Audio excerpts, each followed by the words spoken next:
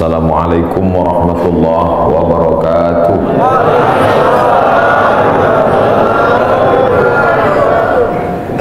Alhamdulillahilladzi ahyana ba'da ma amatana wa ilaihin nusyur. Wassalatu wassalamu ala asyrafil anbiya wal mursalin sayyidina wa maulana Muhammadin wa ala alihi wa sahbihi wa man tabi'ahu ila yaumiddin. Yang sama-sama kita hormati Bapak Jenderal Manajer PT Antam beserta seluruh keluarga besar PT Antam, bapak-bapak, ibu-ibu, hadirin hadirat, tak dapat saya sebut satu persatu. Insya Allah semua jamaah fardu subuh ini dimuliakan Allah Subhanahu wa ta'ala. Amin ya rabbal alamin. Kita sudah masuk pada tanggal 17 Rajab. Artinya kita hanya ada waktu 13 hari lagi berada di bulan haram. Haram artinya mulia. Minal masjidil haram, dari masjid yang mulia. Ini tanah haram, berarti tanah mulia. Masjidil haram, masjid mulia. Tanah haram, tanah mulia. Khamar haram, artinya khamar kalau diminum menghilangkan kemuliaan, itu maka disebut haram. Ya, nanti ketika pulang dari Makkah anaknya nanya, "Ma, kemarin sholatnya di mana?" Masjidil Haram. Artinya apa? Jangan tanya-tanya. Dari dulu memang udah gitu. Haram diambil dari kata hurmatun, kehormatan, kemuliaan. Orang kalau sudah hilang harga diri, harkat martabat, kehormatan, kemuliaan tak dipandang, maka disebut zina itu haram, khamar itu haram, judi itu haram. Karena kalau ketahuan orang melakukannya, hilanglah kehormatan, harkat, martabat dirinya. Mudah-mudahan kita diselamatkan sampai anak cucu kita dari yang haram-haram. Bulan haram, bulan yang dipilih Allah Ta'ala untuk memuliakan dirinya. Waktu yang paling mulia waktu subuh. Siapa yang memilih waktu subuh ini? Allah. Tidak bisa ada manusia di atas muka bumi ini memilih waktu untuk memuliakan Allah dengan cara dia. Tak bisa. Waktunya Allah yang milih, caranya Allah yang mengajarkan, nabinya dia yang mengirim, malaikatnya dia yang mengutus. Siapa malaikatnya? Jibril alaihissalam. Wahyunya Allah yang membawa Al-Quranul Karim dan sunnah Rasulullah SAW. Nabinya Muhammad sallallahu alaihi wasallam. Waktunya minha arba'atun hurum, ada 4 bulan yang mulia. Salasun mutawaliyatun, 3 bulan berturut-turut. Zulqa'dah, Zulhijjah, Muharram. 1 terpisah, ma baina Jumada wa Sya'ban, terletak antara bulan Jumadil Akhir dan Sya'ban. Itulah dia disebut dengan bulan Rajab. Makanya Nabi berdoa khusus bulan Rajab, Allahumma barik lana fi Rajab wa Sya'ban, berikan kami berkah di bulan Rajab dan bulan Sya'ban. Wa ballighna Ramadan, sampaikan kami ke bulan Ramadan. Ketika saya berdoa minta Rajab, bapak-bapak mengaminkan. Ada ibu-ibu satu diam aja. Ibu kenapa enggak mengaminkan? Saya sudah dapat Rajab. Rupanya nama suaminya Pak Rajab. Rajab artinya tarjib. Tarjib. Tarjib artinya ta'zim. Ta'zim artinya agung, tinggi, hebat. Bulan Rajab bulan yang tinggi, bulan yang hebat, yang dipilih oleh Allah Subhanahu wa ta'ala. Amal yang paling afdal di bulan Rajab adalah amal yang paling mulia. Apa amal yang paling mulia? As-sawmu li wa ana ajzi bihi. Puasamu itu untukku, aku yang memberi balasannya. Maka paling afdal, paling bagus bulan Rajab ini adalah puasa. Dan hari ini kita jatuh pada hari Kamis. Siapa yang puasa hari ini, maka dia dapat 3. Saya niat puasa qadha hari ini, kata ibu, kata bapak, otomatis dia dapat 3. 1, qadhanya lunas. 2, dapat pahala puasa Kamis. 3, dapat pahala puasa sunat Rajab. Saya tak bisa Pak Ustadz. Kenapa? Tadi nggak niat. Kamis depan, mudah-mudahan masih hidup.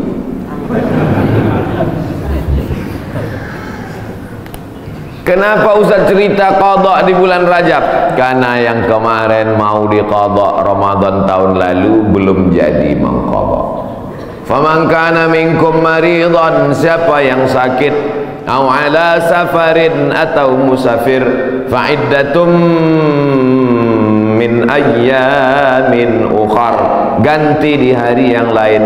Ramadan kemarin ada tinggal puasanya, ketika mau diganti di bulan Syawal tidak jadi. Pernah pas mau diganti tidak jadi. Kenapa? Kue hari raya nggak habis-habis.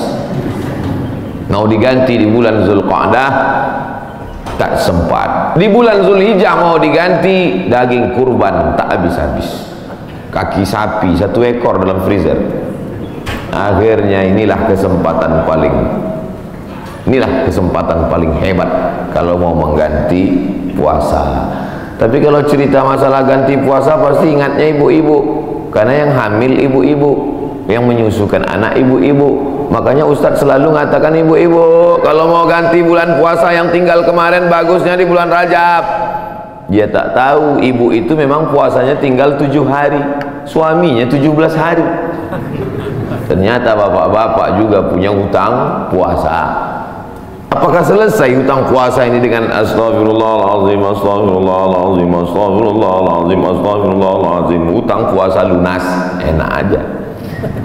Man mata, siapa yang mati, wa alaihi siyamun, punya hutang puasa, shoma anhu waliyuhu, ahli warisnya wajib menggantikan puasanya. Hadis sahih. Tidak bisa diganti dengan istighfar. Tidak bisa diganti usolli sunata taubat rakaataini lunas 60 hari lillahi ta'ala. Nggak bisa guys. Nah, oleh sebab itu maka puasa yang tinggal kemarin mesti diqadha.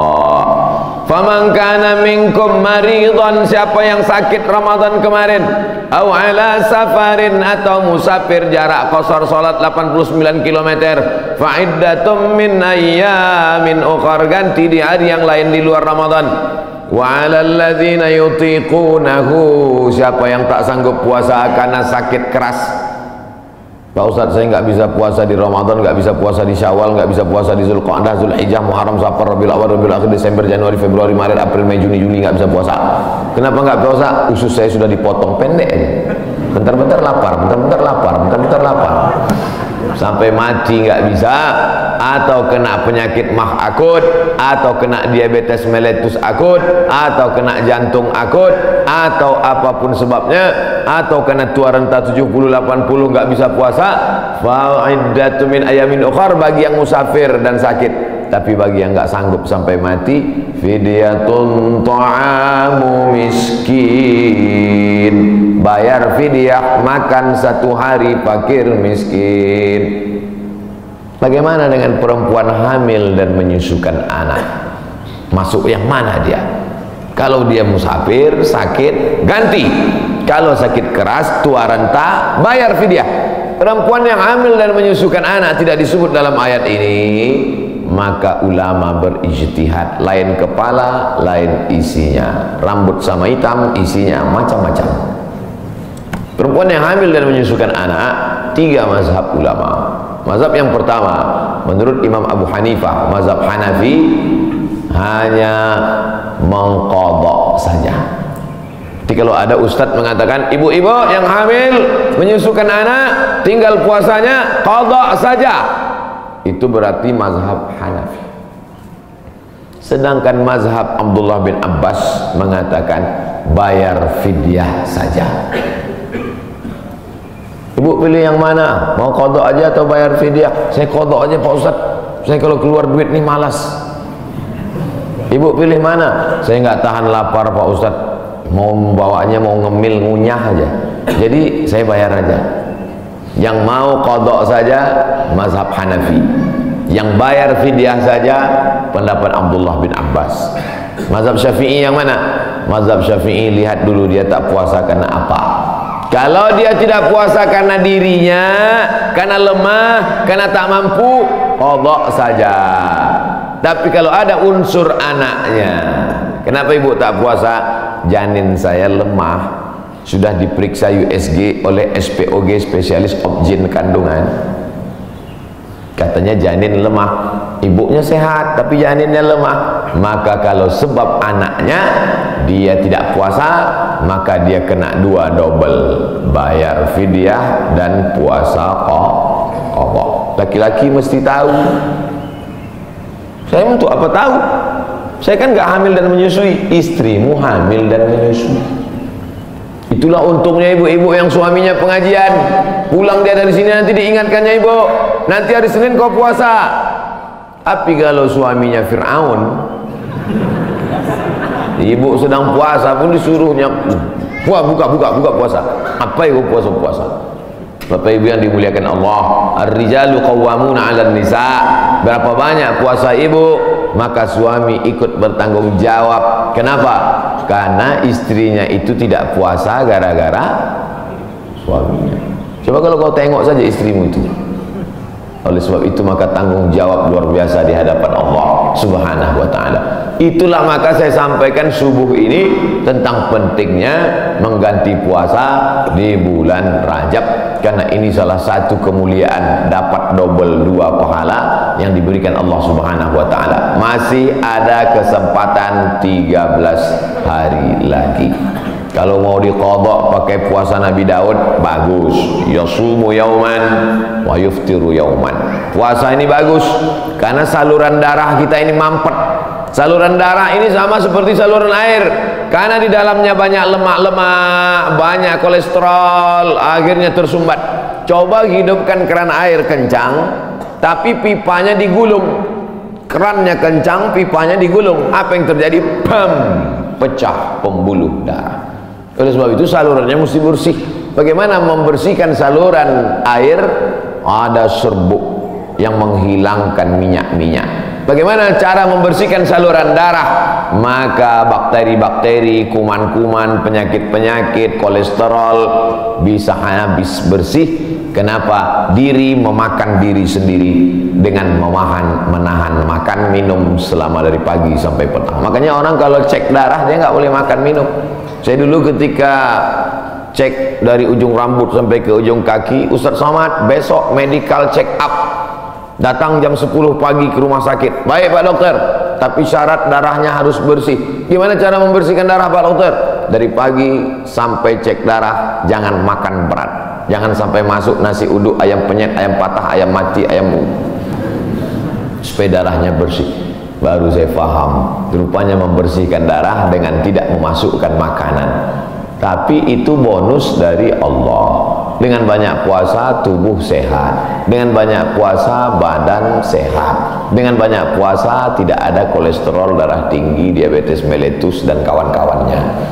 Dengan banyak puasa, banyak perempuan-perempuan sekarang rajin puasa, niatnya bukan lillahi ta'ala, diet ta'ala.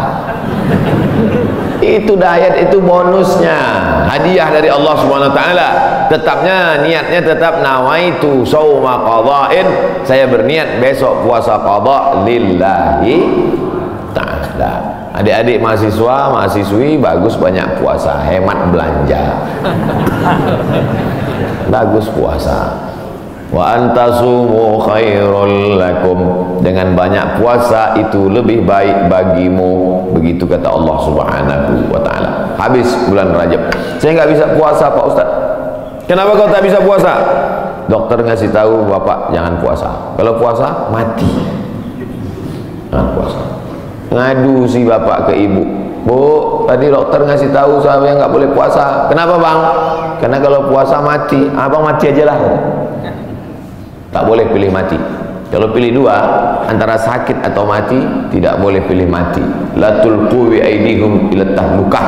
La tulqu bi aidikum ila tahlukah.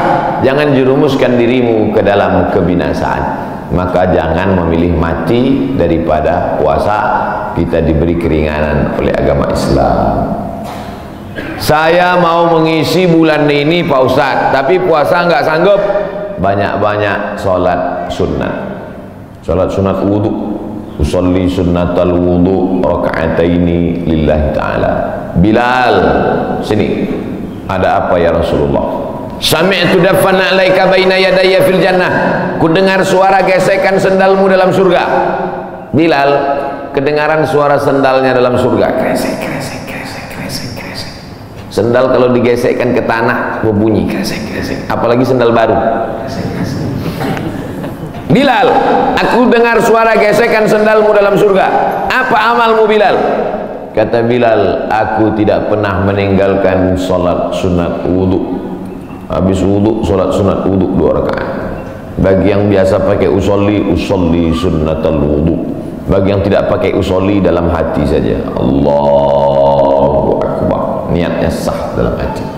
Saya termasuk yang tidak mewajibkan melafazkan niat. Tapi bagi yang melafazkan, jangan sampai dibid'ahkan, disalahkan. Karena niat itu letaknya di hati. Cuman hati kita kadang bimbang, goyang, ragu. Untuk menguatkan hati maka diucapkan di mulut. Tiba-tiba masuk masjid, Allahu Akbar. Dalam hati ragu, ini tahiyatul masjid apa qobliyah? Ragu dia, ini tahiyatul masjid apa qobliyah? Niat tidak bisa setelah takbiratul ihram. Niat itu sebelum takbiratul ihram atau dalam takbiratul ihram. Pilih antara dua.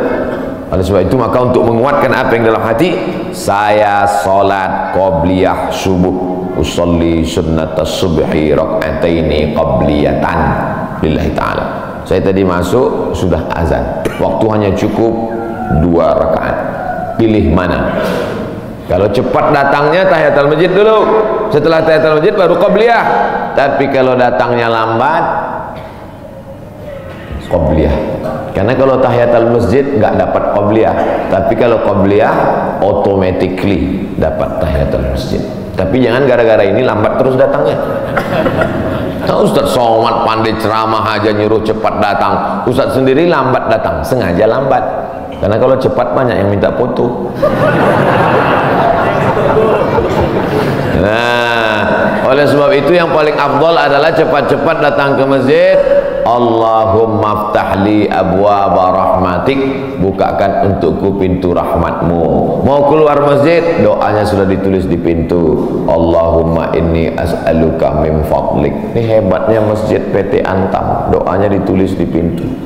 Banyak juga di masjid lain doanya ditulis di lampu running text. Pas lampunya mati, doanya hilang. Ini kan tulis. Jadi jamaah bisa ngelihat.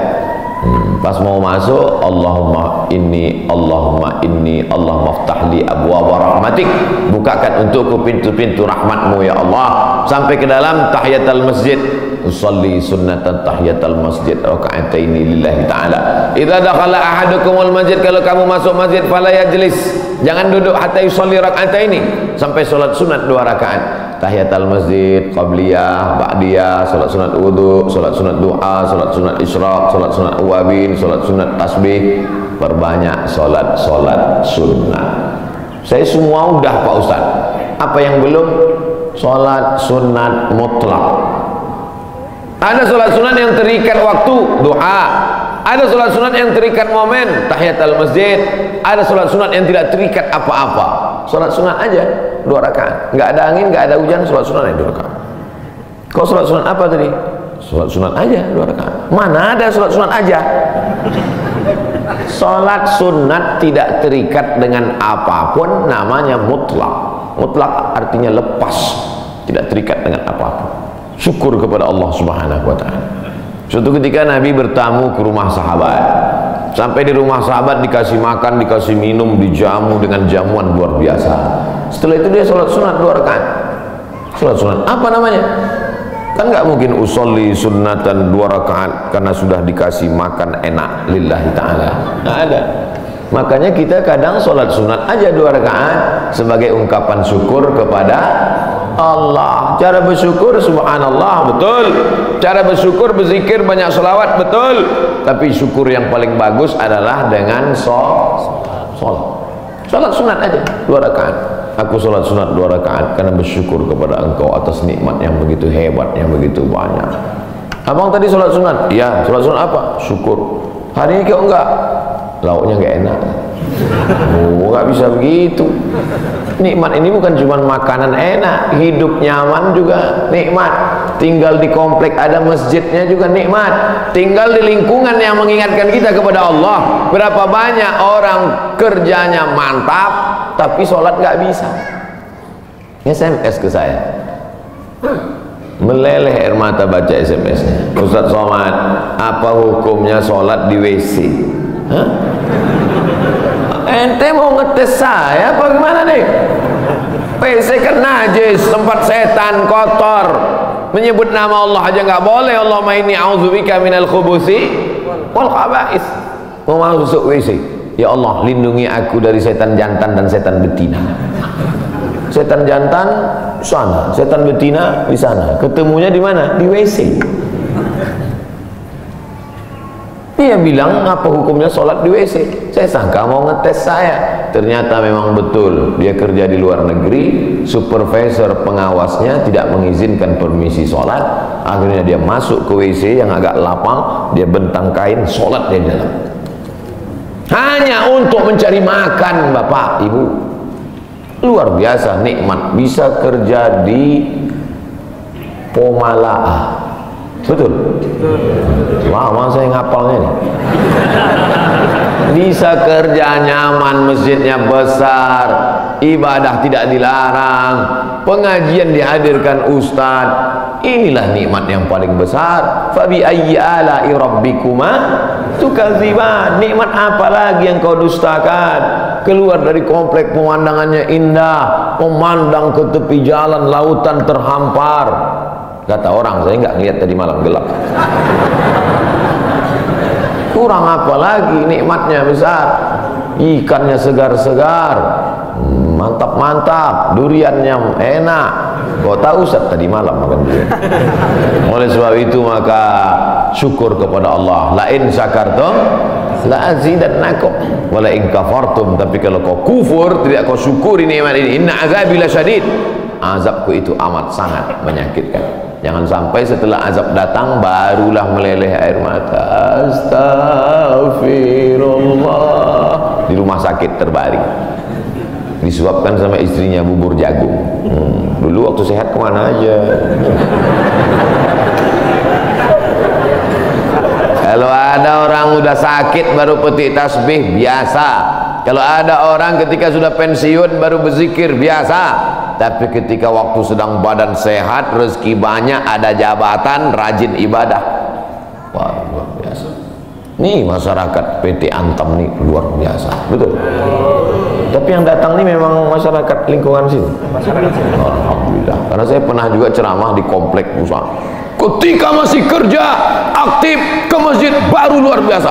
Selesai ceramah juga saya, mohon maaf Pak Ustaz, yang datang tadi masyarakat dari luar. Bapak Ibu yang dimuliakan Allah Subhanahu wa taala. Ini kenikmatan ini kalau dicabut oleh Allah Subhanahu wa taala, Allah itu luar biasa.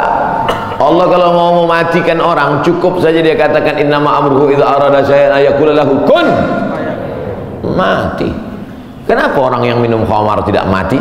Kenapa orang yang berzina tidak mati? Kenapa orang yang makan riba tidak mati? Karena Allah itu bismillahirrahmanirrahim.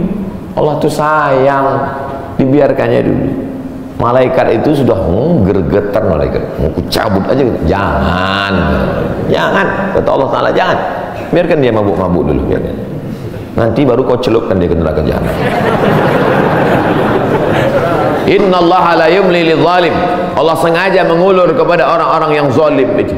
Orang-orang yang zalim, yang aniaya terhadap dirinya, yang berzina, yang minum khamar, yang mabuk, yang makan riba, yang biarkan dia, biarkan. Sampai apa? Sampai dia bertobat. Kalau tidak juga, hatta idza akhadhahu lam yuflithu, sehingga Allah menurunkan azab tidak tanggung-tanggung, langsung.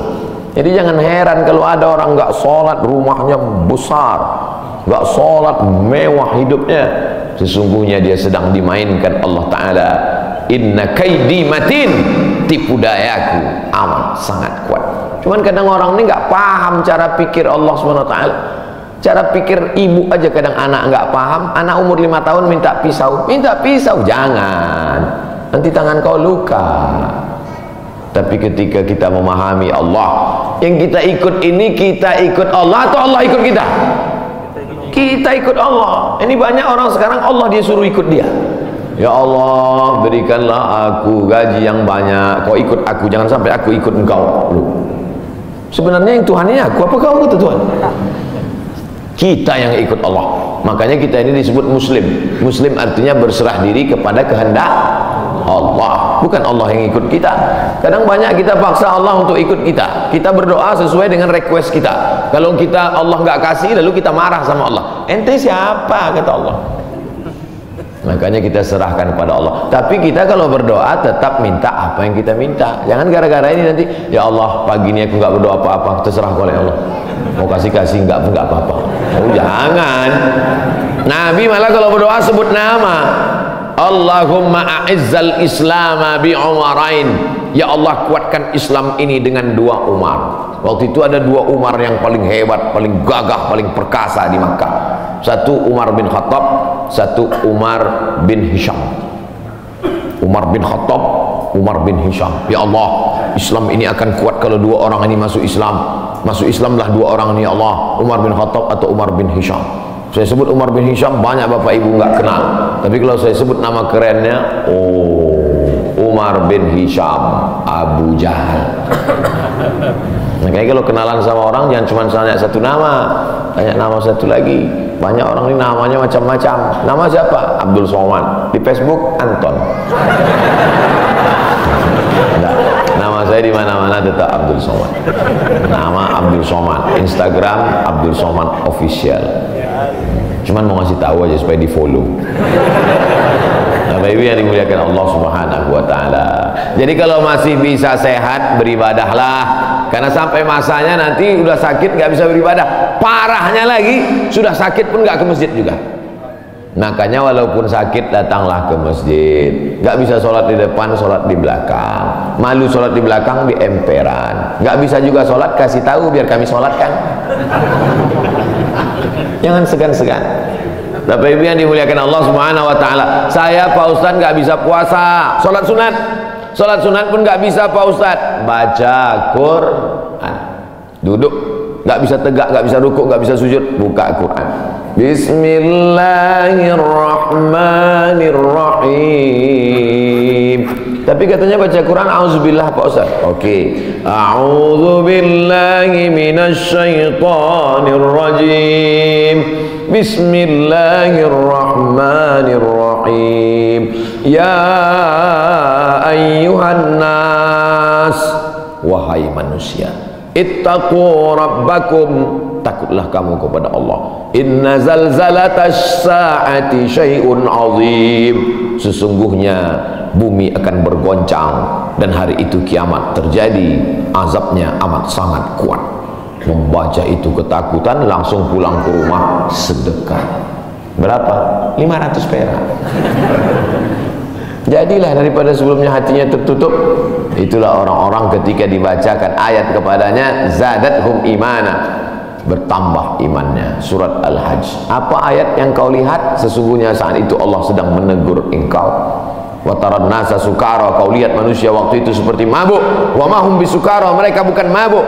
Jalan sempoyongan mau tumbang di atas bumi, mereka mabuk? Bukan. Kenapa mereka tidak mabuk? Walakinna adzaballahi syadid.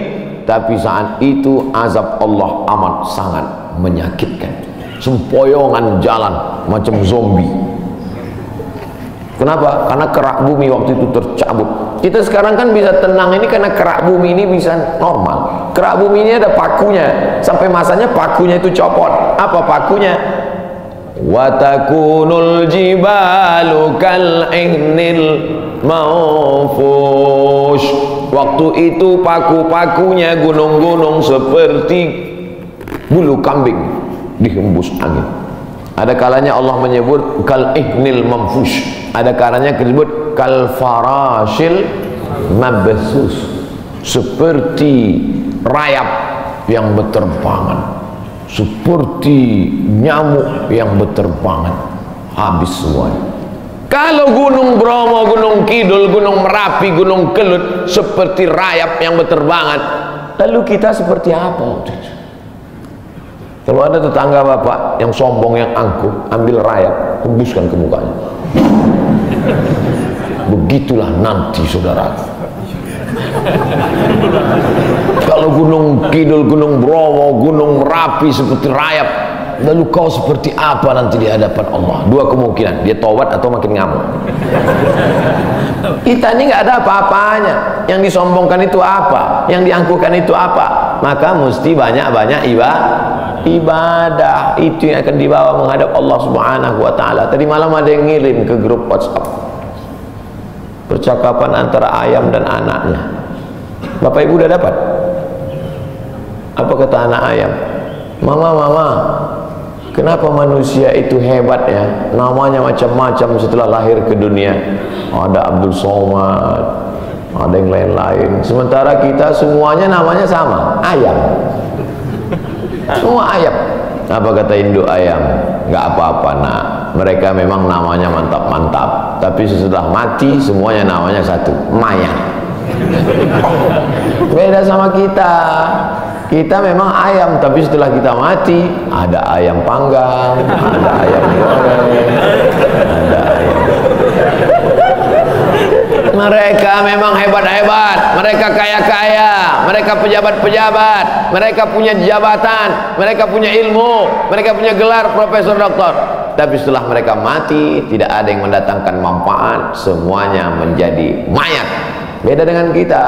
Kita setelah mati mendatangkan manfaat, mengenyangkan perut. Ulaika kal an'am, mereka itu seperti binatang. Balhum adal, bahkan lebih hina daripada binatang.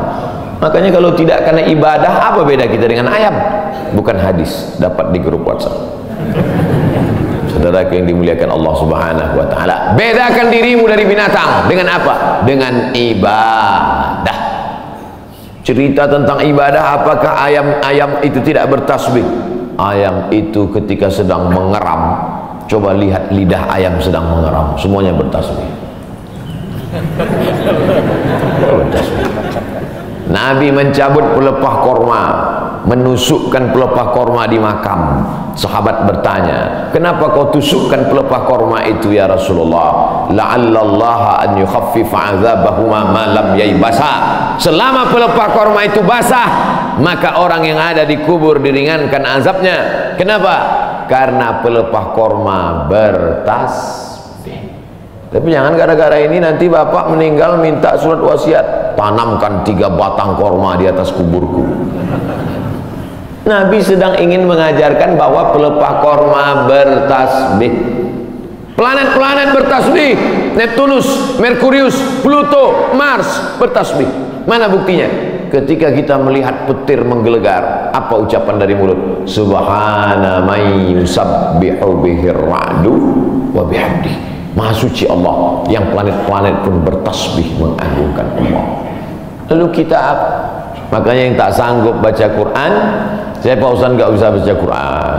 Asal baca Quran mata meleleh Pak Ustaz. Meleleh menangis karena takut atau nggak nampak lagi titiknya Pak Ustaz. Puasa nggak bisa.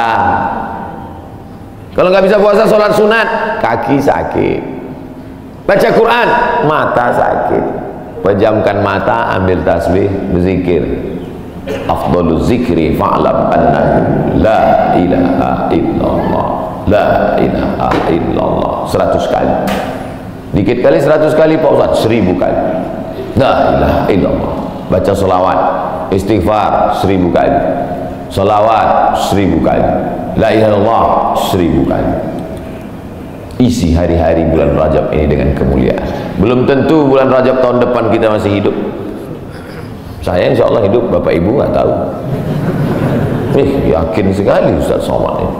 Mati jangan dicari, tapi kalau dia datang kita tidak akan bisa lari. Ainama takunu yudrikumul maut. Dimanapun kau berada, mati akan datang menghampirimu. Walau kuntum fi burujim musyayyadah, walaupun kau berada di dalam tembok yang sangat kokoh. Dulu orang Arab kafir musyrik dibuatnya tembok, masuk dia ke dalam, sembunyi. Oh, pertanyaan, saya sangka surat kematian. Kita akan dituntut di hadapan Allah Subhanahu wa Ta'ala. Begitulah Allah. Jadi intinya, isi bulan Rajab: pertama puasa, kedua sholat sunat, ketiga baca Quran, keempat zikir. Saya empat-empatnya udah Pak Ustaz. Mantap. Empat-empatnya belum Pak Ustaz. Mulai hari ini.